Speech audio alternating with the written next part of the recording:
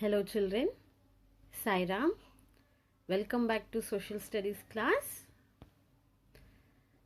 This is part 3 on chapter 21, our government. Children, in our today's class, we are going to know more about the Lok Sabha and the Rajya Sabha. First of all, let us see what we studied in our last class. We studied about the relationship between the center and the states and also the central government.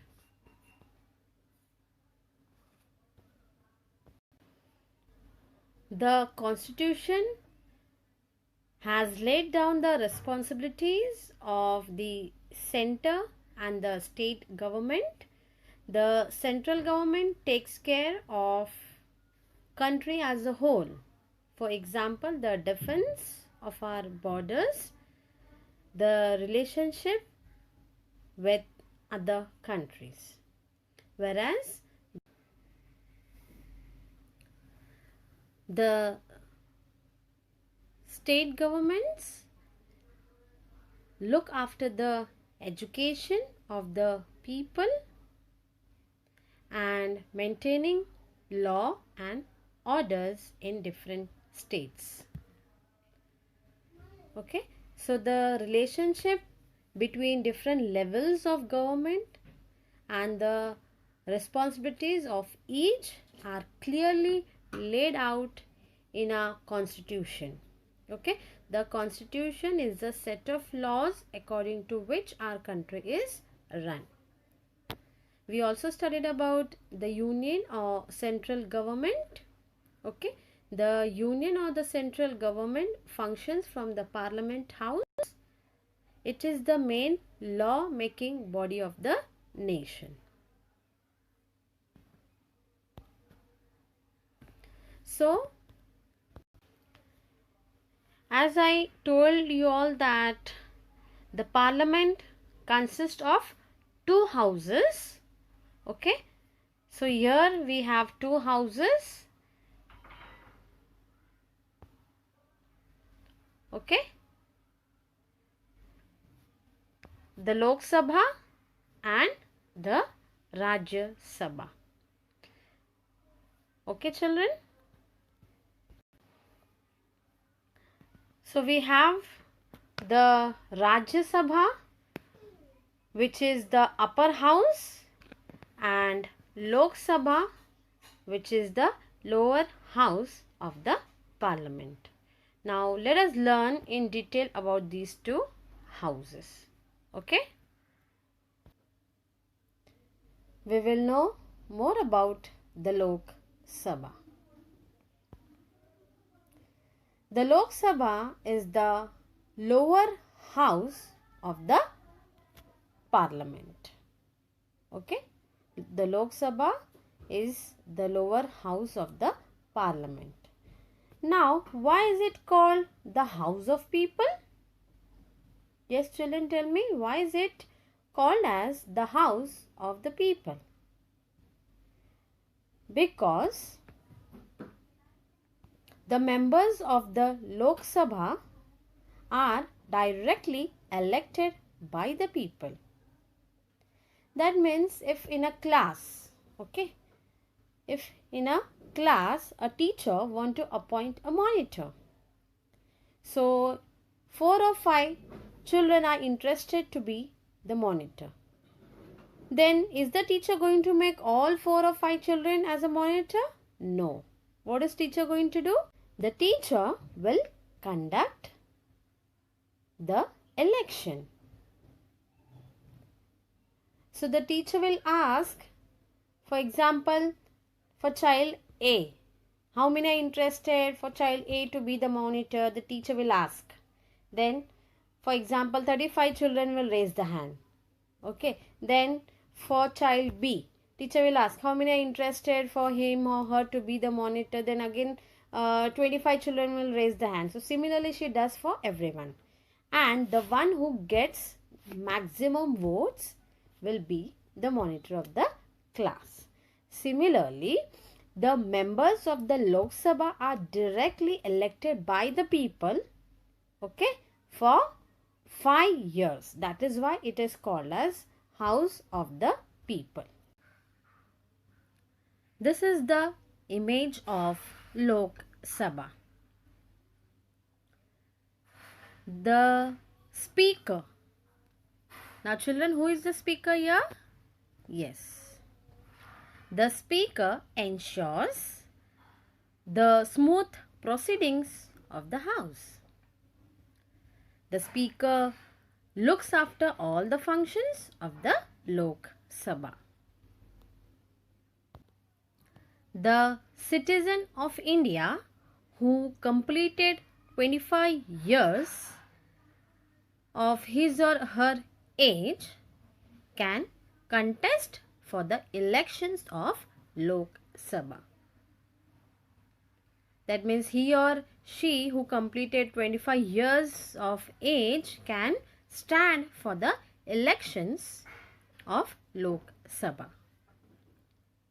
And the person who completed 18 years of his or her age can vote in the elections.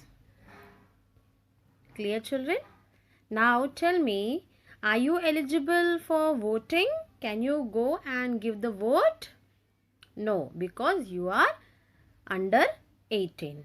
You are below 18 years of age. So you cannot vote. Clear? So 18 years and above person can vote in the general elections to elect the members of the Lok Sabha. Is it clear, children? Now, to ensure that the elections are fair, the country has been divided into constituencies. Now, what do you mean by constituency? Areas with a huge population. So, the constituencies vary in size, but all have roughly the same population. Therefore, there are 543 constituencies. Okay, how many, children? Yes, 543 constituencies.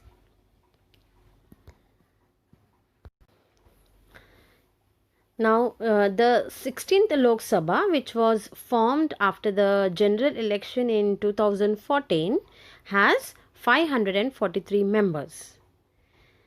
And the Lok Sabha can have maximum, how many members, children? Yes, maximum 552 members. Okay? The Lok Sabha can have a maximum strength of 552 members, of which 530 members represent the states.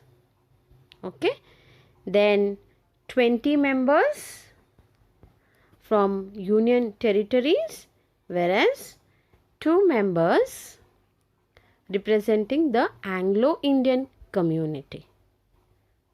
Now children, what do you mean by Anglo-Indian community? The Anglo-Indian community, we can take here an example like my grandfather.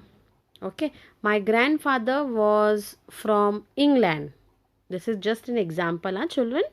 My grandfather was from England and he came to India.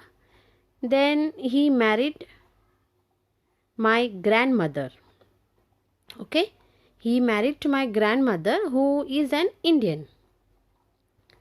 Therefore, my father and even me are called as Anglo-Indian. Getting, children? Similarly, such a community in India are called as Anglo-Indian community. Clear? So, 2 members representing the Anglo-Indian community are nominated by the President. Clear, children? Now, let us know more about the Rajya Sabha. The Rajya Sabha is the upper house of the Parliament. It is also called as Council of States or the Permanent House. Now, why is it called as the Council of States or Permanent House? Let us see.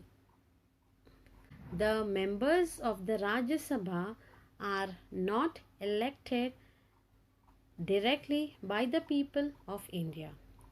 Like children, how we saw in Lok Sabha, the people of India elected the members of Lok Sabha, right? But in case of Rajya Sabha, they are elected by the members of the state legislatives. Okay? For a period of 6 years. Okay? Therefore, it is called as Council of States. Clear? The Rajya Sabha is presided over by the Vice President of India. That means the smooth functioning of Rajya Sabha is done by the Vice President of India. It has a maximum strength of 250 members. How many children? Yes, 250 members. Wherein 238 are elected and 12 are nominated by the President. Don't get confused, children. 250 members, that is maximum. It has strength of 250 members.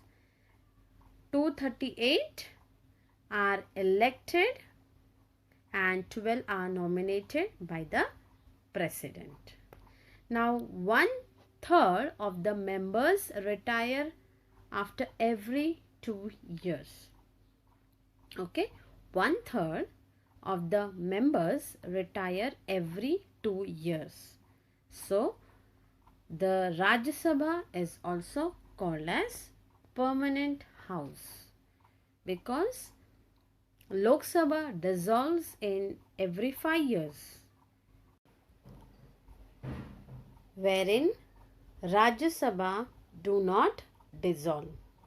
That is why it is called as the Permanent House. Clear, children? So that's it with our today's class. Remaining topics we will continue in our next session. Until then, do take care of yourself and goodbye.